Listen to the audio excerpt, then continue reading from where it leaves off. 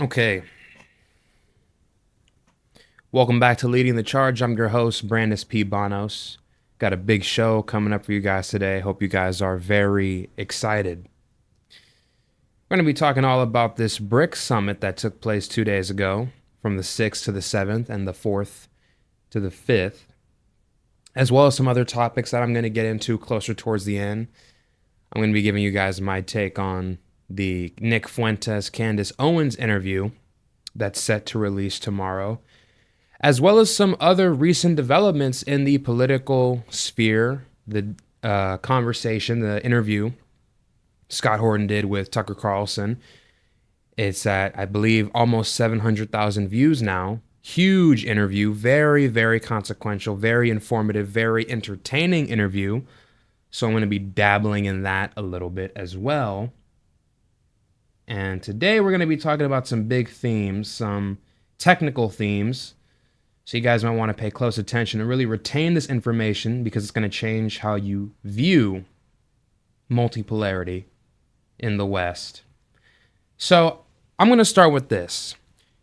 For a while, for about 6 months to a year now, anybody who's been following the geopolitical scene, people who have been following Judge Napolitano, John Mearsheimer, Jeffrey Sachs, Brian Berletic, Scott Ritter, Pablo Escobar, amongst others, have heard this word on many occasions, and that word is multipolarity.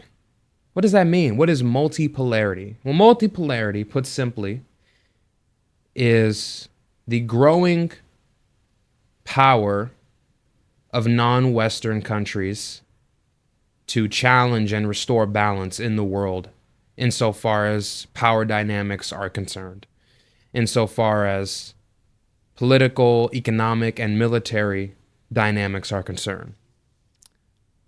And with that, I want to talk about the BRICS summit that took place from the 6th to the 7th in Rio de Janeiro. Now, of course, at that summit, many things were discussed. Many countries attended, many foreign ministers attended. But the primary things that were discussed between Brazil, Russia, Iran, China, South Africa, and all the other countries who attended was the importance of not just AI, multilateralism, global governance, decentralizing financial systems, but also a new payment processing system and the new development bank. So what is the new development bank and what is this new payment processing system? Well, the new development bank is headquartered in Shanghai, and it's supposed to be a far more decentralized version of the World Bank and the IMF. And we'll get into that in a second because that's important. It's important that you guys understand what the IMF is, what the World Bank is, and how it affects global economic and financial relationships, and how it skews things in the favor of the West in ways that screw over Latin American and African countries. It's very important that you guys understand this concept so you guys can understand what the overarching goal of the BRICS coalition is about decentralizing and about restoring balance in world power dynamics. So let's talk about this for a second. So the new development bank, like I said, is going to be headquartered in Shanghai, but it's going to be a consortium. It's going to be controlled by all the BRICS nations, and it's going to have a reserve of all the currencies. It'll probably, most likely, if I had to guess, mostly be reserved with the yuan because China is the strongest country. It has the most stable financial system. It has the most stable economy in all of the BRICS countries. And it's the only country in BRICS that can realistically challenge the United States. Russia is a weak, crippled economy. Russia has a alcoholics problem. It has a labor problem. They have a labor shortage. I mean, men in Russia live to 68 years old. That is the average age of mortality. It's 68, or the average lifespan for men is 68 years old. There's a health epidemic over there, drinking, lung disease from smoking, all kinds of stuff. There's corruption in every sphere of life, in all of its institutions, from top to bottom. It is a kleptocracy. It is a country run by thieves. It is a country run by corrupt oligarchs. That's Russia. It is a dysfunctional, weakening country. The only thing they have is military might. Their economy is weak. They're having a brain drain. Their smartest people are evacuating the country and moving to Western European countries. And they have no ability to really project power economically in the same way that China does. So my belief is that the primary reserve, the primary currency that will be stored at the New Development Bank that's controlled by all these other BRICS member countries is the yuan. It's the most stable, it's the most powerful, it's the most reliable, and it's the only one that can realistically challenge the United States currency. Now, here's the thing with the yuan. The Chinese like to keep the yuan artificially low because when they do, it attracts more investment, it attracts more trade to that country. Because the US dollar, if the yuan is low, the US dollar can buy more Chinese goods because the yuan will be cheaper. So if $100 equals 10 yuan, that means the exchange rate for the US dollar is 10 times the value of the yuan, which means they get 10x the value from whatever they use to buy in China. So they do keep their currency artificially low. But here's the thing. The New Development Bank is a bank that is decentralized and houses multiple currencies. Now, here's what's so important to understand about this. When African countries, when Latin American countries get loans from the World Bank and get loans from the IMF, they have to take the loan out in the US dollar. And they have to float their own currency. They have to remove capital controls.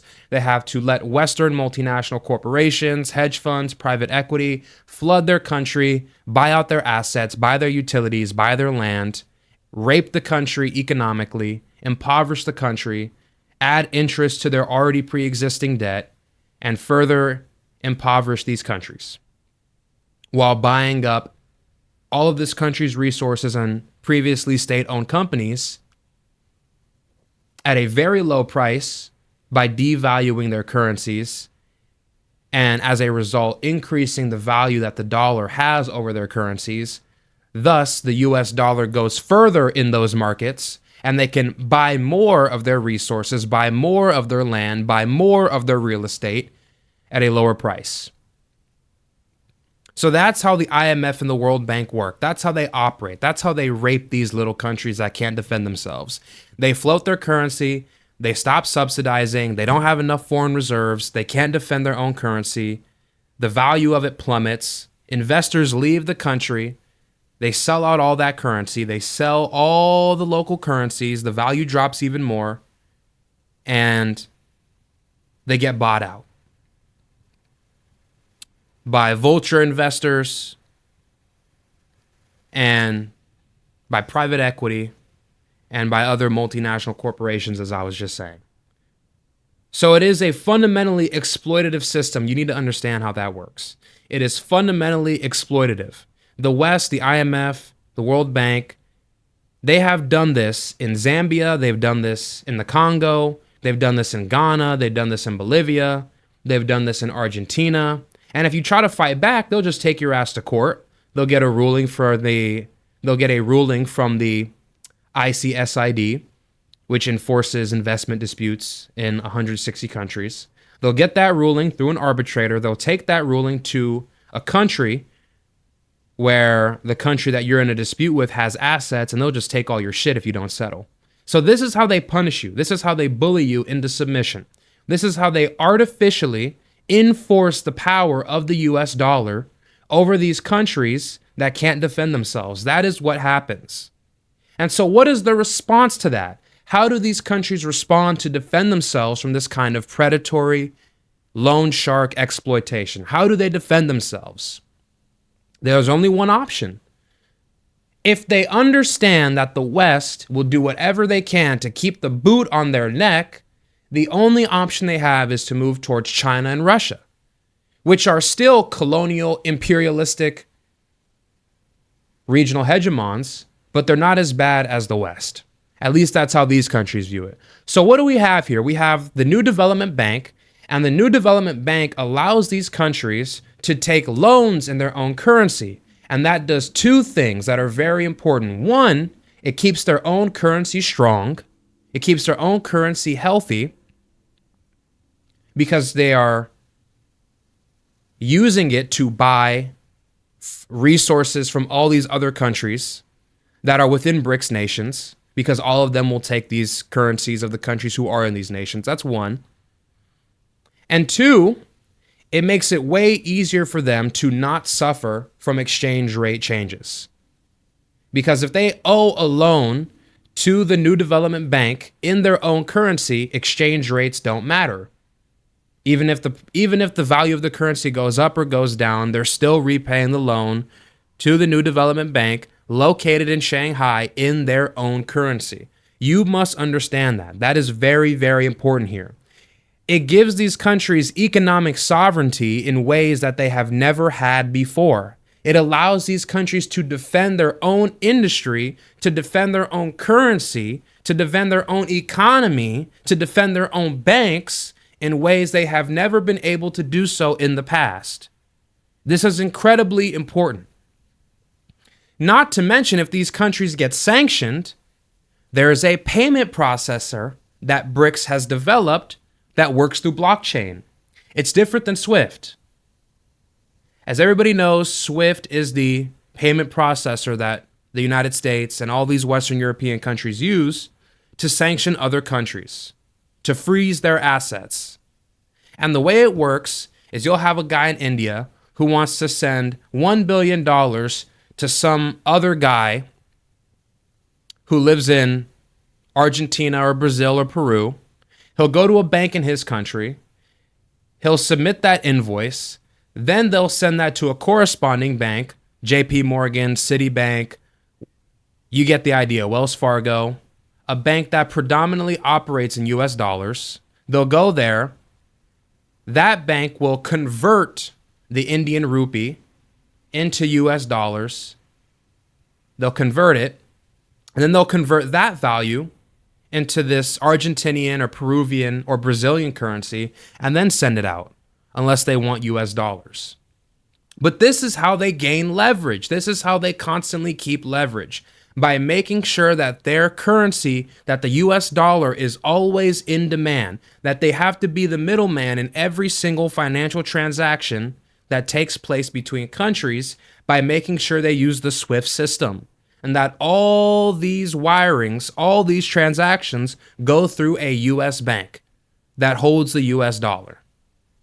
And they've been doing this for decades. That's how they punish these smaller African and Latin American countries. And there's a revolution happening, a reckoning taking place as we speak. So on the 4th and the 5th, before the official BRICS summit took place, there was a summit, a conference about the New Development Bank and what was going to happen. And at that conference, they discussed in great detail the BRICS payment processing platform and how it was going to work. Now, this technology uses blockchain. And if any of you guys know anything about blockchain, it is a revolutionary financial development, probably one of the most consequential in the financial sector in the past 25 years. So blockchain basically works by in real time converting one, it's like Forex basically. It's like global Forex, but it's all done digitally, and the exchange rates happen in real time and they happen instantly. It works by sending funds from one wallet to another wallet, and it can be in any country, anywhere on earth.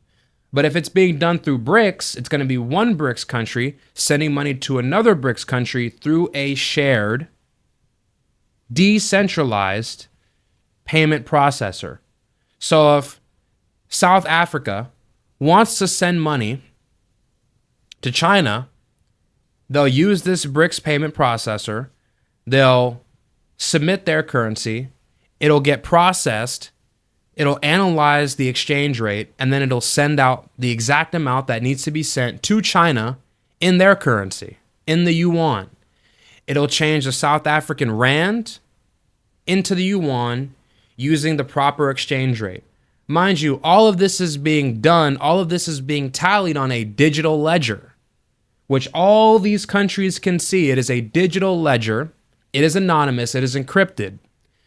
What that basically means is that all the transactions that take place between these countries on a given day, in a given month, in a given year, all the revenue, all the spending is calculated and accounted for on this ledger, and they can all see it. Here's the thing. It doesn't say what is being bought, it doesn't say what is being sold, and it doesn't say what country is doing it or who's doing it, or what institutions are doing it. It says ABCX5X wallet sent 50 million yuan to X84589 wallet. You get the drift? You get my drift? So it's revolutionary. It's completely fundamentally changing the game. And it's fully transparent. It's a less opaque system. And unlike SWIFT, it doesn't take 1 to 5 days to wire or transfer the funds. It happens immediately in real time through this blockchain processor. It is far more efficient. It is far more transparent. It is revolutionary. You must understand this is revolutionary. And that's why Trump said just 2 days ago, or yesterday, that every single country who joins the BRICS coalition is going to get hit with a 10% tariff on top of whatever they already have. We're seeing a real-time multipolarity de-dollarization. And I know that word is getting thrown around a lot now too, de-dollarization. But what that basically means in so many words is that other countries are going to fight to defend their own currencies, hold less foreign reserves of the US dollar, weaken the US dollar, strengthen their own dollars so that the trade balances aren't so skewed in favor of the West. And so that they can start using their own currencies and keeping them strong to keep the cost of imports lower. That's what's happening. This is the de-dollarization that we're seeing in real time. And I totally understand it. I get it. If you guys know anything about what the West, what private equity, what hedge funds, what multinational corporations have done in places like Zambia, Nigeria, Ghana, Bolivia, you'd be horrified. You'd be horrified. Let me just give you an example. About 20 to 25 years ago, Bolivia was in a debt crisis. They were strapped for cash. So they go to the IMF. They say, hey, we need you guys to bail us out. We need $40 million, $50 million, whatever they requested. And the World Bank said, sure, we'll bail you out. It was the World Bank, not the IMF. And the World Bank said, sure, we'll bail you out. But here's the conditionalities, and here's where they get you. Here's where they screw you. When they make you do these conditionalities on these loans, they jack up the interest. They devalue your currency. They tell you to float it. They say you can't regulate your economy. You have to get rid of capital controls. You have to get rid of any kinds of pollution laws, labor laws, or at least weaken them. And you have to let us privatize everything. You have to sell your utilities. You got to sell your water. You got to sell your electricity. You got to sell your coal mines. You got to sell your oil. And this is what they do to fuck these countries over. And so what happened in Bolivia is after they went to the World Bank and asked for these loans, the World Bank sent out a team of consultants and a team of technicians to Bolivia to work out some kind of deal.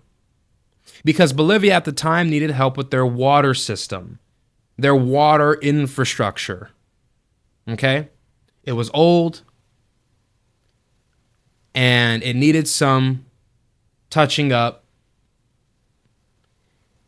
And they didn't want to give it up. They didn't want to give up their sovereignty over it, but they had to because it was one of the conditions in the World Bank loan that they got. So the World Bank sends out all these guys come out, a bunch of technicians, a bunch of consultants. They sit down, they meet with the government of Bolivia, and they say, hey, this is a contract that we're going to lay out for you. And in that contract, it is a bidding process for who is going to have the rights to take over Bolivia's water system. This is what the contract stipulated. It says, if you're going to allow a country to take over your water system, it has to be a country that can take care of at least 250,000 to 500,000 customers. It has to be a country that has at least $200 million in cash flow. It has to be a country, a corporation It has to be a corporation that has experience in urban water complex systems. It has to be a corporation that has operated and completed over 1,000 projects. And so what they do with all these terms is they basically rig all the terms so that the only company that can actually meet all that criteria is a Western multinational corporation. And all the other businesses and all the other local companies that might be able to take over, that work in the private sector and do that job, they basically get muscled out because they don't have the resources, they don't have the capital, they don't have the experience, quote unquote, to actually get this job done properly. So the contracts are rigged.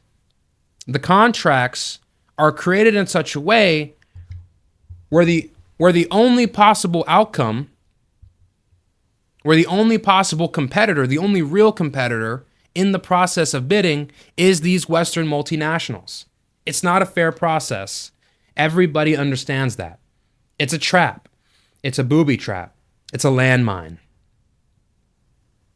And so what happened? Well, private equity came into the country. They bought up all the state companies. And of course, they did what they always do, trimmed the fat, fired a bunch of people, brought in a bunch of AI, automated everything, brought in cheaper parts, got rid of the maintenance crews, cheapened the product, cheapened the services, made it more expensive even though the quality got worse. Hedge funds came in, bought off the country's bonds, bought off their debt, knowing the currency was going to crash. And when it did, they had a big payday, huge payday. Came in, bought all these bonds that they knew were going to crash, bought them for the low. And when the currency finally recovered, because the bonds stipulated they had to pay them the fixed amount before the crash, they bought it low. And so these countries, the governments, had to come in and make up the difference. I hope I'm explaining that clearly, but you get the gist here. And then, of course, multinational corporations, Bechtel in this case, came to Bolivia. They said, we're going to take over the water system. They said, now that you've deregulated everything, now that you're going to let us privatize and do whatever the fuck we want and get rid of the capital controls, here's what we're going to do. We're going to outsource all the logistics to a contractor. We're going to fire all the full-time employees. All the people who are working 40 hours a week, gone. No more benefits, no more insurance, no more full-time pay. Kicked them out, brought in a group of contractors. And then they love these contractors because with the contractors, you only hire them for a certain amount of time. You don't have to work them full-time. You can work them 1 or 2 days a week. You can swap them in and out. They're very cheap. They only work for 5 or 6 months. They keep the cost low. You don't have to worry about benefits. You don't have to worry about insurance and none of that. So they love bringing in these contractors, these third parties, because they're a lot easier to scam. That's number one. They get rid of the inventory and they only keep just-in-time inventory, which means they don't stock up on more than what they need. They only keep exactly what they need to increase the profit margin. But of course, if something happens with the supply chain, if some guy in the supply chain, if some port gets jammed up, whatever. If something happens that this water company depends on, if it gets fucked over and they don't have the inventory, they're not going to be able to deliver the service. They won't be able to deliver the water. And they knew this was the risk, but they do it anyways because everything is about the profit motive. It's not about the service. It's not about the quality. It's about the shareholders and making sure they make as much money through dividends as they possibly can. They import cheaper materials. And of course, whenever they do these projects, they never repair the infrastructure in the poor neighborhoods.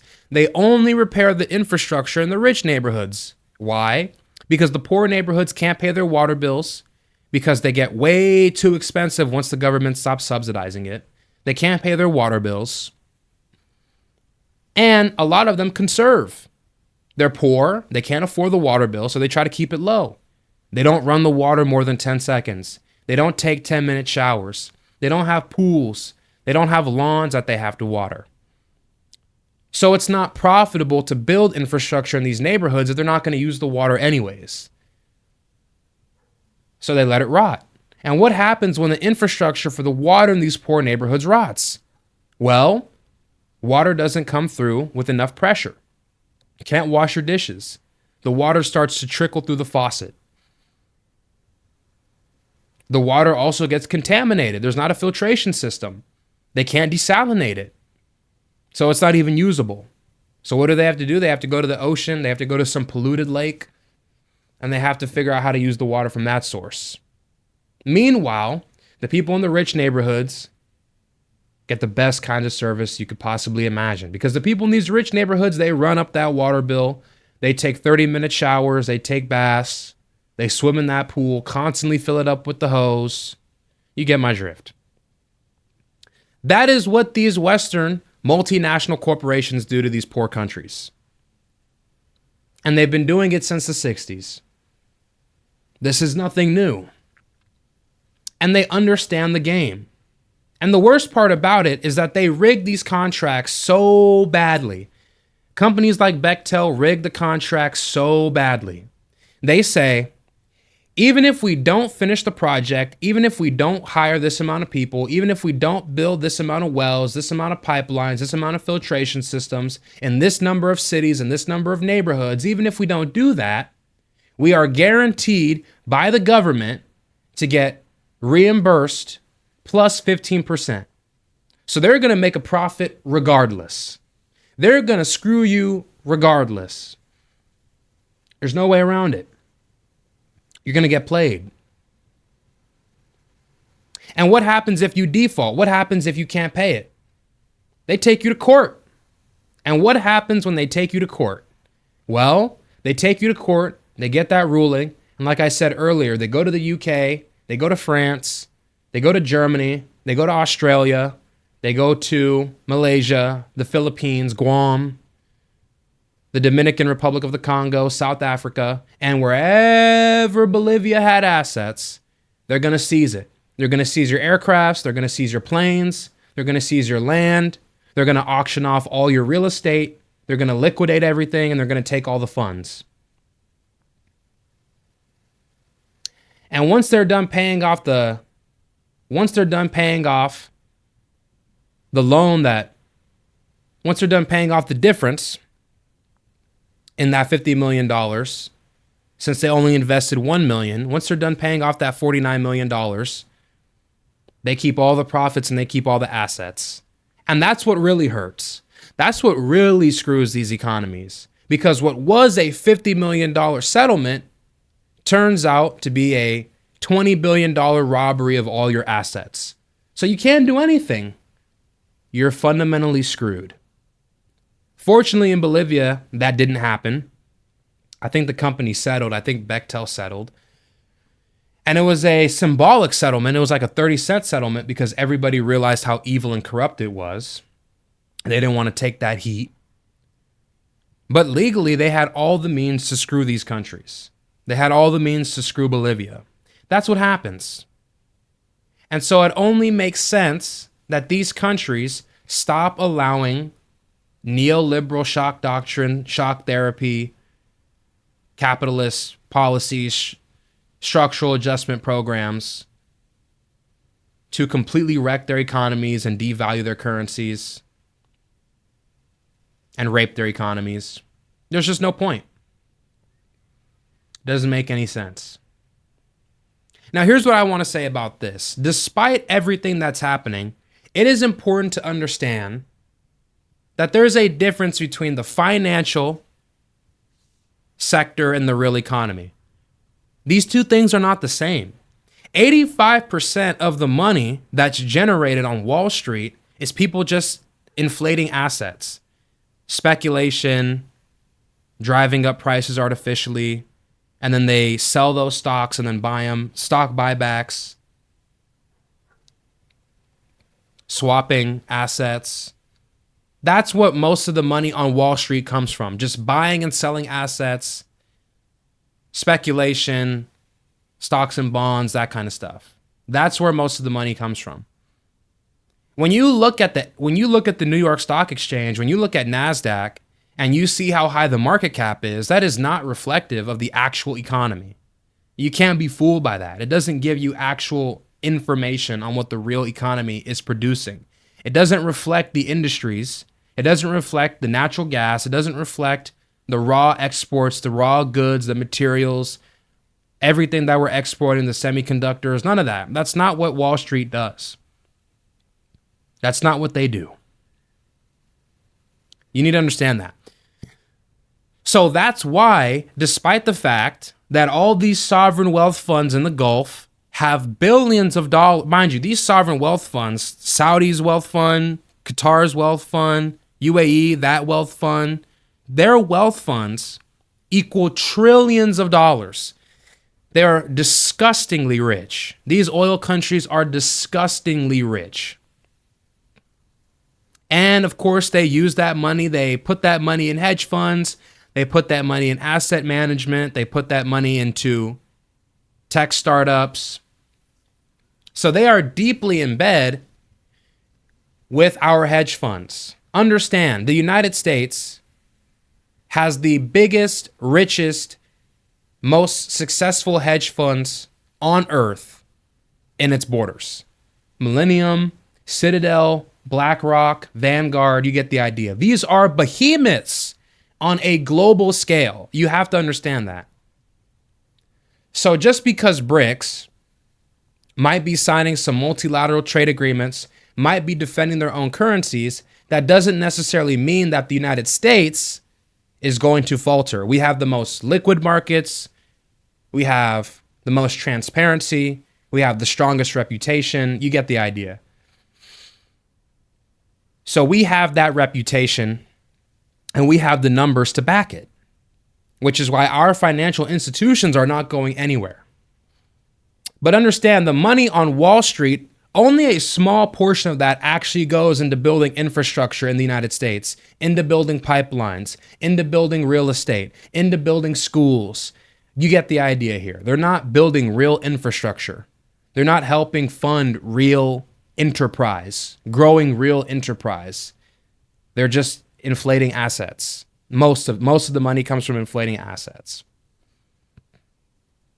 And that's the primary reason why the biggest trade partner with the Gulf is China. We're talking hundreds of billions of dollars in trade. I think by 2030, that number is projected to reach almost $700 billion between the Gulf, and not just China, but the Gulf and Asia. Significantly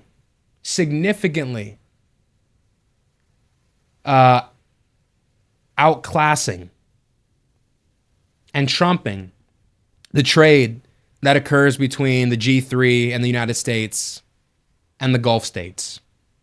They are pivoting to China. Most of their imports are coming from China, and most of their exports are going to China. Understand that clearly. The only real stranglehold that the United States, the only real leverage that the United States has on these Gulf countries is in defense, it's in military, and it's in the financial sector. That's really it. And maybe in technology as well. But besides that, when we're talking about raw goods, real economy, that's happening between China and the Gulf. So it is good that all these Gulf states have their money poured, locked into these asset managers, locked into these hedge funds in the United States. They're investing in Silicon Valley. We're doing joint tech development with these Gulf countries. That's important, but that can always move. You can always move your assets. You can always move your assets from one country to another. It's not going to come without its losses. It's not going to come without its fees. Maybe there's some legal obligations there, but you can do it. If they want, they can withdraw their money. They can withdraw all the money they have in whatever countries are listed on the stock exchange and whatever countries are listed on the NASDAQ. They can withdraw that money, bring it back into their sovereign wealth fund, and then put it into some company that's on the Shanghai Stock Exchange or on the Indian Stock Exchange. They can do that. They're positioning themselves to be able to do that by joining BRICS. That's what all these multilateral conversations are about. That's why they're talking about this stuff. It's about moving away from the West. And here's the thing. You can always move, like I was saying, you can always move these financial assets. You can always move your money, move your investments. You can move that stuff around. It's liquid. But when it comes to trade, raw trade, importing steel, importing food, importing medicine, that's incredibly valuable. That is what's required for a country to survive, not just its financial sector. We're talking about raw goods here. And that's not to say that both don't matter. Both do matter, but obviously exchanging in raw goods matters more. That is the backbone of your country. Steel, oil, liquid natural gas, wheat, all that stuff. Raw goods, minerals, all that. That is the backbone of your economy. Things that are used for engineering, things that are for agriculture, things that are for feeding your citizens, things that are for the healthcare system, things that are required for infrastructure. That is what real trade reflects. It's not just Wall Street. It's not just the NASDAQ. It's not just the New York Stock Exchange. That's one part of it. So what we're seeing here is a real transition. People are starting to wake up and understand that the IMF, the World Bank, and SWIFT are not on their team. And as a byproduct, people are looking to move into the BRICS coalition. Within the next 10 to 20 years, the United States dollar is not going to be what it is today.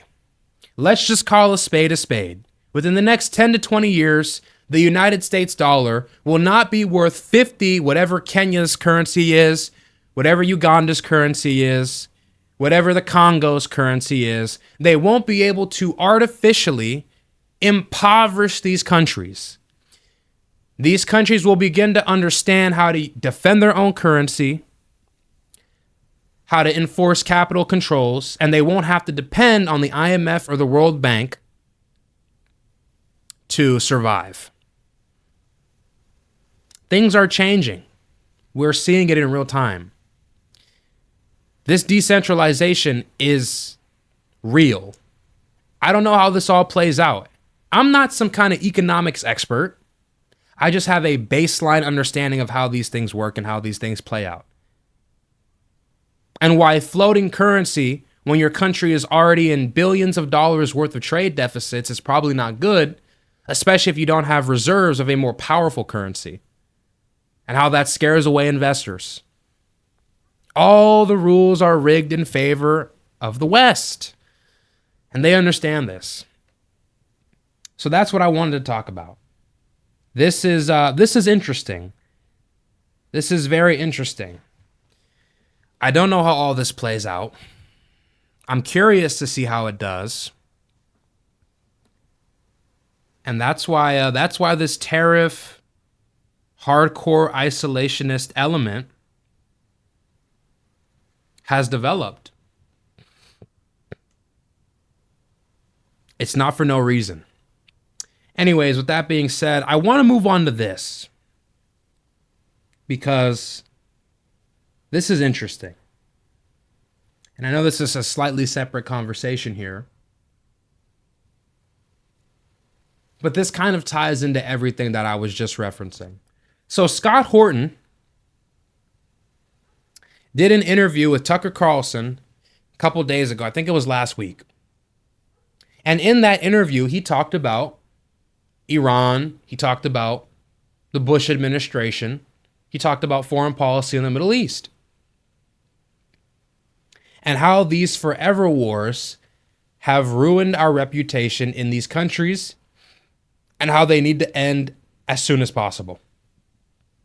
So beyond the fact that the IMF and the World Bank are already screwing over all these African countries, you also have the fact that Europe is allowing blood diamonds to be trafficked into their markets, turning a blind eye to it, and none of the profits are ever going back to these governments in Africa because it's all being smuggled. This is confirmed. We all know this. It's an incredibly lucrative business. It's an incredibly lucrative black market business. On top of that, you have the fact that Thomas Sankara, Muammar Gaddafi, Ibrahim Traore, all these African leaders who came to power either through coups and having to defend or fight against rebel groups that were being supported by the West, or being assassinated for not complying with the West and wanting to nationalize their own resources and lock Western countries out. They get murdered, they get killed, they get taken hostage by Western banks. And so here's the thing. This is what Scott was talking about and pressing on that was so important. He was talking about Gaddafi. And here's what I'll say. Gaddafi obviously was a terrible guy. He supported the IRA in their fight against the British, sent guns and plastic bombs that they used to terrorize civilians. Furthermore, he backed rebel groups in Mali, he backed rebel groups in Niger, he backed rebel groups in Liberia and Chad, in the DRC. So we're not going to act like he's a good guy. And he would play different African leaders off of each other, and he would only support he saw them as tools. He saw African leaders as tools for his own power. If they were willing to go with his program, if they were willing to let him sign beneficial multilateral trade agreements with him, amongst other things, fulfill his geopolitical objectives, he'd let them live. But the moment they wanted their own sovereignty as a country, he would just support the people who were trying to kill him. That's what Gaddafi did. He did it dozens of times. So we're not going to whitewash him and act like he was a good dude. He did support terrorism. He did support militias. He did support warlords. He did. In multiple different countries, in North and Central Africa. Had his tentacles everywhere. That notwithstanding, in 2003, when he gave up his nuclear weapons program after being grabbed by the neck by George W. Bush, after being sanctioned to hell, he cooperated. And he signed a $900 million exploration deal with some British natural resources company. And he was being more friendly to the West, and he allowed them to build more military bases in Africa, and he turned a blind eye to it. He cooperated. He helped the United States in their war in Iraq. He gave them intelligence on ISIS cutouts, Al-Qaeda cutouts in the Sahel, in the Maghreb, in Africa. He complied, he followed directions, he followed demands, he followed instructions. And they killed him anyways. And of course, that sent shockwaves throughout the entire continent. On top of what we're already doing in Somalia, we destroyed the Islamic Courts Union. We funded the Ethiopian Christians to go into Somalia and kill people. Led to a famine in 2013. These people understand what the West is about. They understand what the CIA, they understand what MI6, they understand what France is all about. And it's been this way for 500 years. It's been this way since the colonial times. Since the Belgians were in Africa, since the French were in Africa, since the British were in Africa. They have been systematically raping this country, for this continent, for 500 years. They have been raping them. They have been stealing their resources. They have been killing their leaders. They have been supporting terrorism and supporting warlords and military insurgents. And that's why when people talk about how corrupt Africa is, I lose my goddamn mind. What I say is, in spite of the fact that these people are being arrested and held hostage by the IMF, by the World Bank, by Western multinationals, by the CIA, by the intelligence communities who are trying to overthrow them and destabilize their countries at all times, not just from the US, but also from Europe, these people are still finding a way to survive and a way to expand and grow their economies and a way to sign multilateral trade agreements. In spite of all that sabotage, how can you tell me that these African leaders are corrupt and shitty when the people that are creating the conditions for them to behave that way are the same people whose countries you reside in. The ignorance is unfathomable.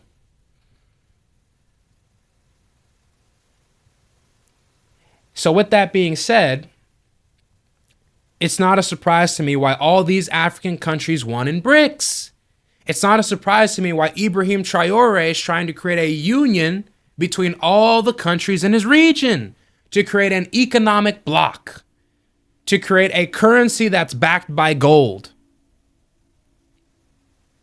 to nationalize their telecommunications so that they're not being spied on by Western satellites, to nationalize their oil, to nationalize their gold, and to take loans in their own currency from the New Development Bank. All of this is happening as a byproduct of the United States and Europe's pillaging, marauding, and raping of the African continent for 500 years. This is the reckoning. And we're only just seeing the beginning. Like I said, I don't know how this plays out, but I don't think it plays out in a way that benefits the United States. I'll just put it that way. And like I said, at the end of the day, as I said earlier, we're not going anywhere. I don't think this is going to be the end of the United States by any stretch of the imagination, nor do I want it to be. This is my country. I just wish we weren't destroying other countries in the process. But at the end of the day, we do still have the most profitable companies here on the stock exchange. Look at the market caps. By the way, market caps are calculated by multiplying the value of a share by the quantity of shares, and that's how you get the value for a company. And we have the most companies that have the highest values of shares. That's how they calculate it. Not to mention, Silicon Valley is booming. We're leading in the tech sector, which is one of the big reasons, not to get too off track here, but that's one of the big reasons why we are so tied in with Israel. There's at least 5 countries that were started by alumni of Unit 8200 that are on the New York Stock Exchange. They're in Silicon Valley. Palo Alto is one of them, amongst others. So we're not going anywhere anytime soon. And that's why in the most recent big, beautiful bill that just got passed, there's deregulation on AI for the next 10 years in all 50 states. We're locked into this AI. We're locked into this tech thing. This is a new Cold War. We are pivoting away from industry completely. We're pivoting away from factories and industry and manufacturing, and we're going hard all in to tech. Semiconductors, computer parts, defense, cybersecurity, you get the idea. Networks, whatever, all this tech shit. So that's what's happening right now in real time. It's pretty interesting stuff. I don't want to get too sidetracked talking about this Epstein thing and talking about the penetration of our economy, of our tech sector, of our intelligence agents and agencies by Israel. I could talk about that, but we'll leave that for another episode. That's a whole different can of worms that I don't even want to open right now.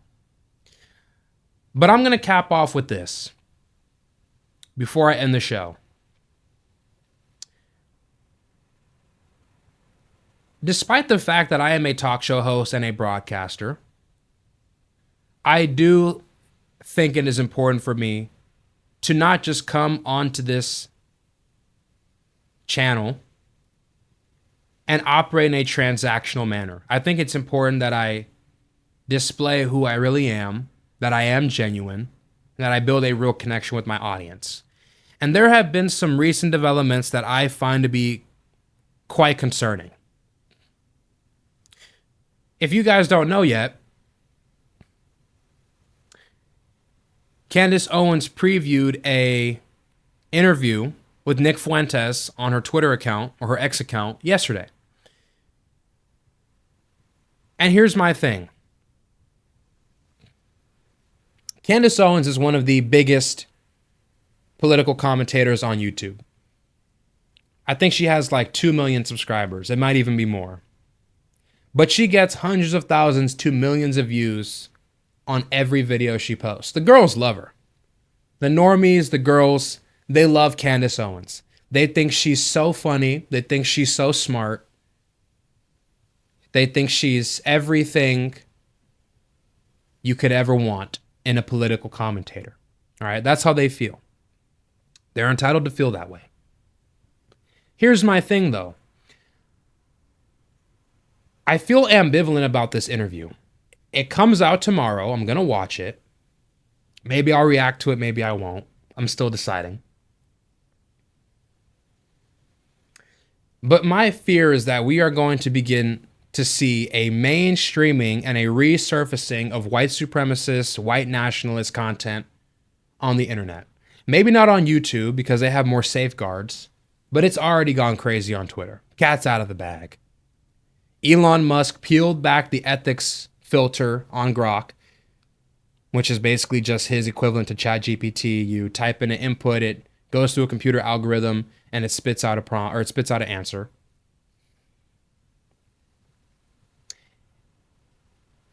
And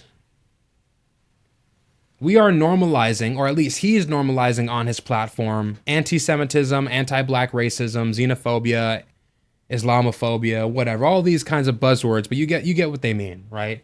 Hating on Jews, hating on Muslims, hating on black people, hating on immigrants, same thing. That is what Elon Musk is allowing to take place on his platform. I go on the timeline every single day, and I probably see at least 100 to 200 different posts talking about how Jews are this, Hitler was good, black people are dumb, immigrants are bad, Islam is going to destroy the West, Jews control the media. That is the level of political analysis that is being conducted, that they're operating at on X. And it's everywhere. And I try to turn a blind eye to it and act like it's not a big deal, but this is a real thing that's happening. And my suspicions and my fears have been confirmed by the fact that one of the biggest political commentators on YouTube is now bringing a guy like Nick Fuentes into the fold. Dinesh D'Souza already debated him on InfoWars like a week and a half ago. I reacted to the debate. I thought it was good. But that's completely different from interviewing someone and mainstreaming them. Two different things entirely. And I'm very suspicious of it, incredibly suspicious of it. Because despite the fact that I think Nick is a smart guy, I think he's talented, I think he's well-spoken, I think he's funny, I think he's charismatic, I think his content is overall good, he is dangerous. He just is. Because what he does is he's so subtle. He masks his racism and he masks white supremacy by whitewashing it with all these technical terms. He talks about white identitarian, I'm a racialist. No, he just doesn't like black people. He doesn't like Jews. Very simple. And what he does is he tries to whitewash it. He tries to downplay it. And you must be very privy to this. You must be incredibly privy to this. Because this is what white supremacists do. They get on these media platforms. They act really nice. They act very well-mannered and they act very civil, despite the fact that their ideas lead to people dying. They just do. Their ideas reaffirm and trigger people's psychological sensitivities and pre-existing fears about black people and about Jewish people and about Muslims, and it leads them to act in ways that are aggressive towards those groups because their fears are being reassured by guys like Nick Fuentes. He is basically, whether implicitly or explicitly, telling white people that non-white people who are not of European descent, who are non-Christian, are a threat to your very existence, are a threat to your society, are a threat to your civilization. And what do you do when you fear someone and perceive them as a threat? You act with hostility towards them. The calculation is very simple. It doesn't have to be more difficult than that. Understand this clearly. You can try to whitewash it. You can try to sanitize it. But I see the game. I've seen it for a long time. I know how this whole thing plays out. And what these white supremacists do is they hand you a blindfold and they say, those are glasses. They hand you a blindfold, you look at it, you're like, this looks like a blindfold. I'm pretty sure this is a blindfold. I don't know what this is for. I don't think I can use this. And they say, no, it's not a blindfold. It's a special opaque lens that's actually perfectly transparent and see-through. And they try to get you to put it on so that you can't see these people for who they really are. So that they can lie to you and keep you in the dark. But at the end of the day, you must always analyze these people from the perspective of impact, not intent. Their impact is what really matters. Their intent doesn't mean shit to me. If their intent is good, but their impact on my community is negative, I don't give a fuck what their intentions are. It doesn't matter to me. Sorry. He doesn't care about the impact of the things that he says. He just doesn't. He says, I should have free speech. I should be able to talk about whatever I want, which is fine, I guess. But with absolutely no concern about the impacts of what those things might lead to. Or the impacts of what his words might lead to. He doesn't think that far. Or at least he does. He's very smart. He just doesn't care. He knows it. He doesn't care. So, the point I'm making here is that we are seeing a genuine rise in this white nationalist, white supremacist ideology in the United States. We're seeing it with Musk. What was Musk doing a couple years ago at a speech, or a couple months ago at a speech? He was doing that Hitler salute.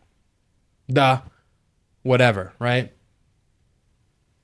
He went on the Joe Rogan podcast. He says the West is too empathetic. The West is committing civilizational suicide. The birth rates are dropping. And let's be real, Elon Musk doesn't care about black birth rates. He doesn't care about brown birth rates. He cares about white birth rates.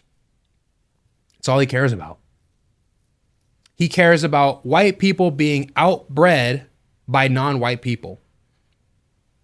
That's what he means when he says birth rates are falling in the West. He just doesn't have the balls to say it because his PR team is going to catch heat for it. He's going to catch heat for it. But we all know what he means. And the thing that's so despicable and sinister about these people is they try to couch it in certain language and use certain words, and they try to decorate it and hide it and whitewash it and sanitize it and say, I'm a white identitarian, I'm a racialist, I like Western values, I like Western civilization. All of this means the same thing. It all means I want to live in a society where white people are the only people who can really control the way society operates. That is what they mean. These people don't give a single fuck about Western values. When you ask these people what Western values are, they can't tell you. When you ask them about liberalism, about democracy, about human rights, about individual rights, about the non-aggression principle, about the Enlightenment, they don't care. They don't give a shit about Western values.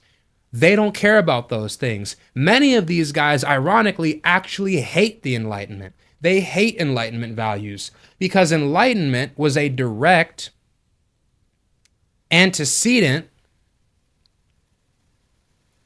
to liberalism, which they think is the enemy of the white race. They think it's something that was developed by Jews, and they think it's being implemented to destroy Western civilization. They don't care about Western values. They don't care about that stuff. Take a guy like Nick Fuentes. Why do you think Nick Fuentes loves Catholicism so much? He could have been a Protestant, but he chose to be a Catholic. He likes Catholicism. Why? Because Catholicism was weaponized by the Roman Empire to conquer other nations. The most pure form of Christianity was being practiced in Palestine in the year 15 or 10 BC, whatever, by a bunch of poor, meek nomads who followed the word of Jesus Christ. Jesus Christ did not believe in empire. He didn't believe in gold. But you look at the Roman Empire, these popes and priests and people in the clergy were the most opulent people of them all. Catholicism is not the purest form of Christianity, no matter what people tell you. It's not the purest form. It is a weapon that was developed by the Roman Empire. The Roman Empire didn't become Christian. Christianity became Roman. Catholicism is a completely different thing. It is a bastardization of real Christianity. Nick Fuentes does not like Christianity in its purest form. He likes Catholicism because it represents power. It represents empire. It represents dominance. It represents violence. It represents strength. That's why he's so drawn to Catholicism, which completely goes against everything Jesus Christ stood for. Catholicism spits in the face of Jesus Christ. Jesus Christ would despise what Catholicism did with his message. He would despise it. I believe that firmly.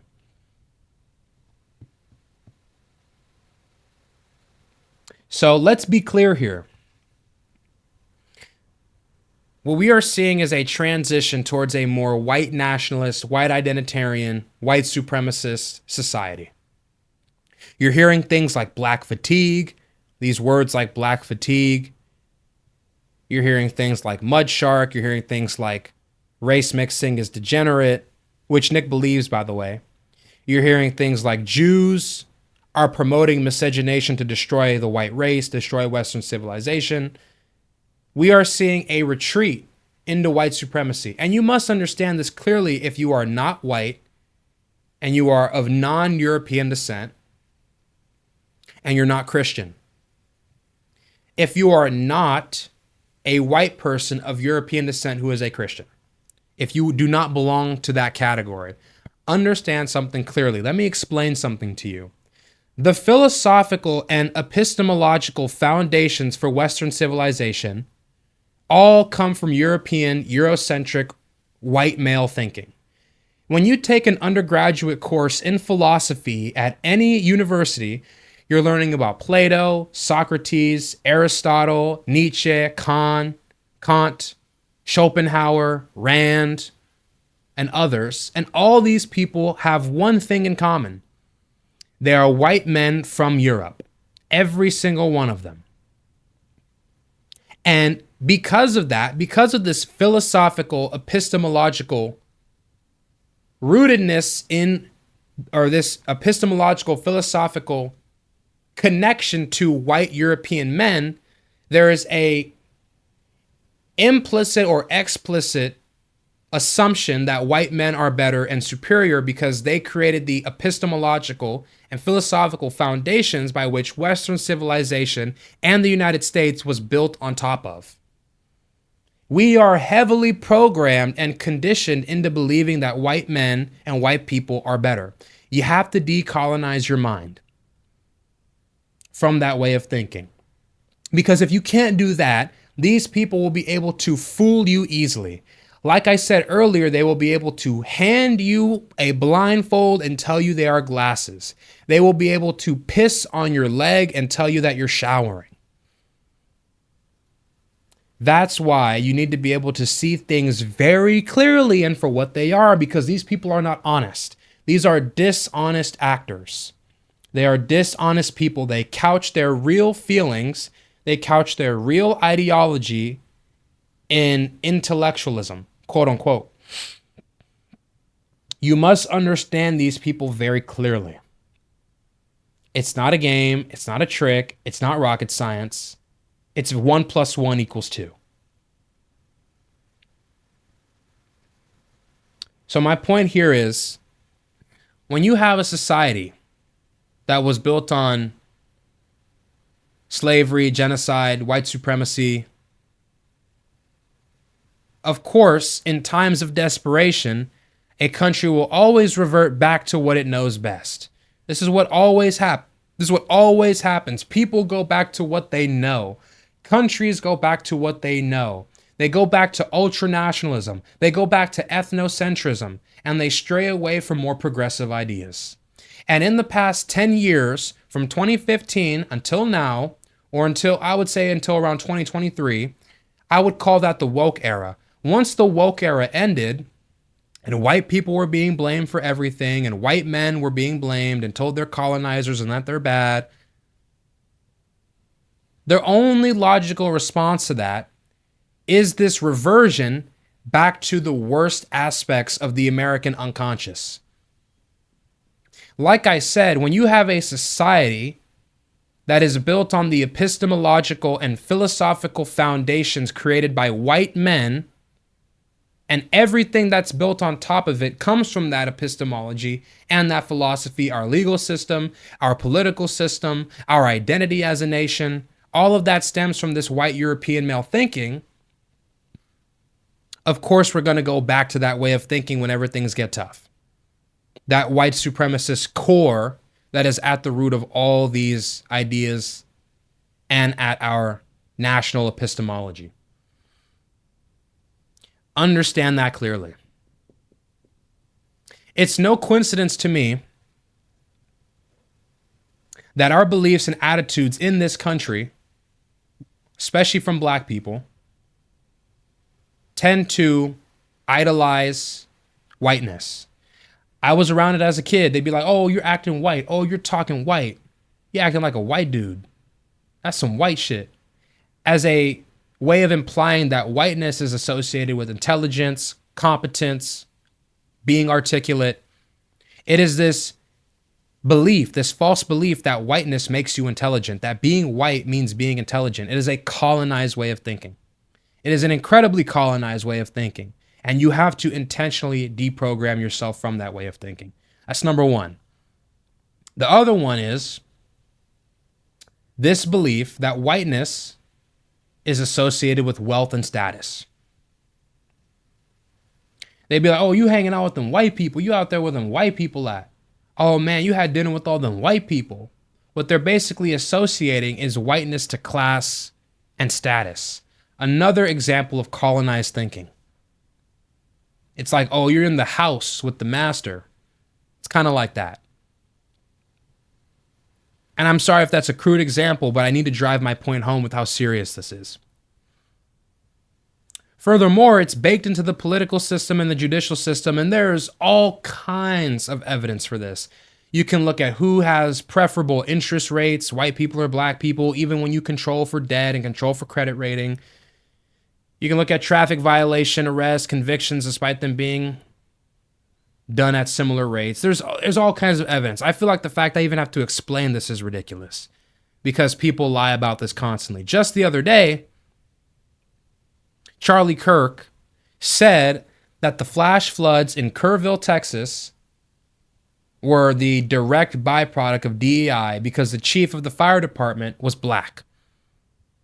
And he didn't examine any of the underlying reasons or factors that led to that happening. He just blamed DEI, which is just a roundabout way of blaming black people and reinforcing this idea that black people are dumb and unqualified.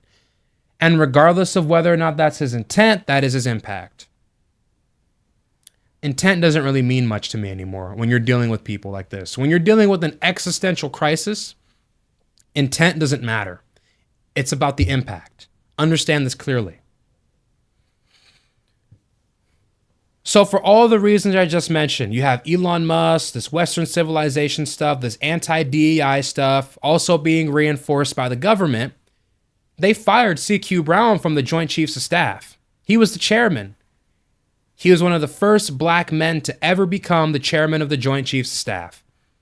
He had over 3,000 flight hours, highly decorated, 150 combat hours, 41 years served in the military. And the moment he talked about what it was like to be a black man in the military, they said he was being woke and they fired his ass. And they brought in a guy with less hours. In all fairness, though, he did have special operations experience. So it wasn't exactly like they just swapped him out for a dumbass. My point being, though, what we're seeing here with Trump, with this anti-DEI, anti-woke, X removing its ethics filter, spewing anti-Semitism, pro-Hitler rhetoric, Nick Fuentes being mainstreamed, being platformed by Candace Owens, all this kind of anti-black, anti-Semitic racism on the timeline, people talking about Zohran Mamdani like he's a third worlder. What we are seeing here is undeniable. We are reverting back to a society that is becoming more predisposed, more willing, well, they were already predisposed, but more accepting of white supremacy and of white nationalism. That's what we're seeing. And of course, after that, the goal is to blame the Jews. That's always in the playbook.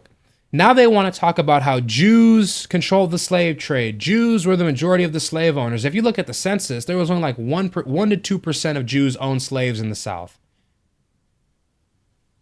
The people who were bankrolling the entire slave trade weren't Jews. These people went to church. These people were white Western Europeans. But they'll try to lie to you. They'll try to give you a blindfold and tell you that they're glasses, goddammit. And they want to blame the Jews for everything because they want to whitewash their own complicity in historical evil.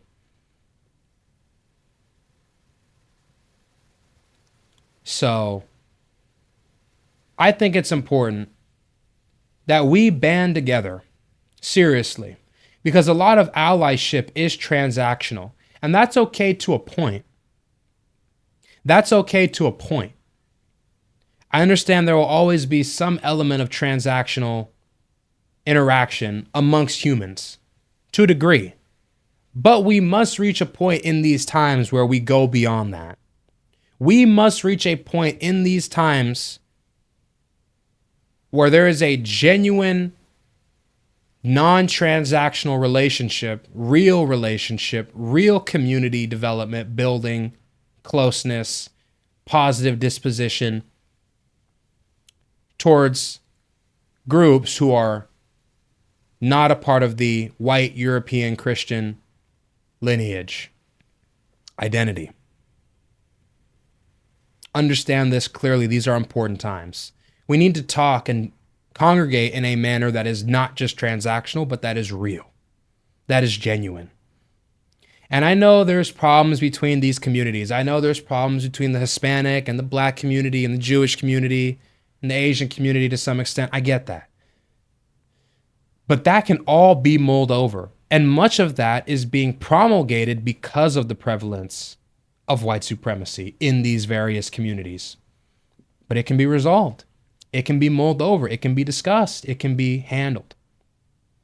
So anyways, I don't mean to get too woke. I don't even consider myself a woke person. I don't think I am. I don't like wokeness. I think it's vapid. But what we're seeing here is at the end of the day, regardless of whether you like it or not, the right believes in things. The right believes in the family. They believe in tradition. They believe in power. They believe in the religiosity of society. The right believes in those things. They believe in something. They believe in civilization, things that built civilization, the family, religion, like I just said, amongst other things, the tribe, the community. The left doesn't believe in anything. The left is a free-for-all. The left is a void. The left says men and women and gay people can be whatever they want and express themselves and be free, and that's it. They don't have anything to glue people together. That's where the left is weak. You need something more than that to glue disparate communities together and get them to bond. Because liberalism is not going to cut the mustard. Anyways, hope I didn't get too woke here for you guys. But this is something that I felt like I really needed to talk about. And like I said, at the end of the day, I'm a broadcaster, but I'm also a human. I'm a person. I'm real. And I think that it's important that I demonstrate that every once in a while and go above and beyond to connect with the audience. in ways that most broadcasters won't take the liberty of doing. Anyways, that's our episode for today. I hope you guys enjoyed. I hope it was informative. I hope it was exciting and enjoyable. I hope you guys loved it. If you did, please like, please subscribe, please share. I would highly appreciate it. And until further ado, I'm out.